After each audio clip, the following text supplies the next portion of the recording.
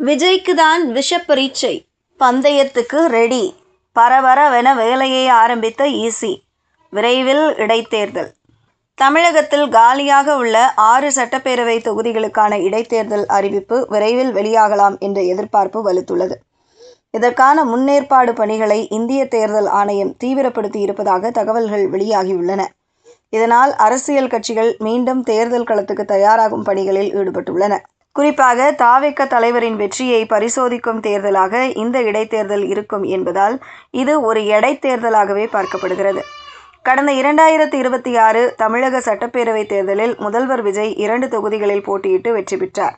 திருச்சி கிழக்கு மற்றும் பெரம்பூர் ஆகிய தொகுதிகளில் வென்ற அவர் பின்னர் திருச்சி கிழக்கு தொகுதி உறுப்பினர் பதவியை ராஜினாமா செய்தார். அதேபோல நம்பிக்கை வாக்கெடுப்புக்கு பிறகு அதிமுகவை சேர்ந்த சில எம்.எல்.ஏக்கள் கட்சியிலிருந்து விலகி தமிழக வெற்றிக் கழகத்தில் இணைந்தனர். பெருந்துறை தொகுதியைச் சேர்ந்த எஸ். ஜெயக்குமார், மதுராந்தகம் தொகுதியைச் சேர்ந்த மரகதம் குமரவேல், தாராபுரம் தொகுதியைச் சேர்ந்த பி. சத்யபாமா மற்றும் அம்பாசமுத்திரம் தொகுதியைச் சேர்ந்த இசக்கி சுப்பையா ஆகியோர் தங்களது எம்.எல்.ஏ. பதவிகளை ராஜினாமா செய்தனர். இதன் காரணமாக